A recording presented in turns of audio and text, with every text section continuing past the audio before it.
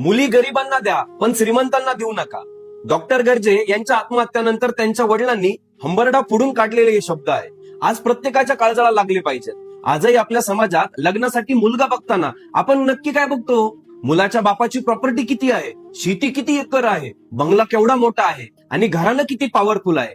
पण आपण हे सोयीस्कररित्या विसरतो की त्या मुलाची स्वतःची काय लायकी आहे, त्याने स्वतःच्या हिमतीवर काय उभं केलंय, त्याने आयुष्यात किती स्ट्रगल केलाय. आणि सर्वात महत्वाचा प्रश्न, तो तुमच्या मुलीला बायको म्हणून नाही तर एक लक्ष्मी म्हणून रिस्पेक्ट देईल का? आपण मुलाचं बॅकग्राऊंड तपासतो पण त्याचा कणा तपासत नाही. डॉक्टर गर्जे यांच्या प्रकरणाने हे सिद्ध केलंय की श्रीमंताने कदाचित घर भरेल, सुख वस्तू आयुष्य मिळेल, पण सुख मिळेल याची गॅरंटी नाही.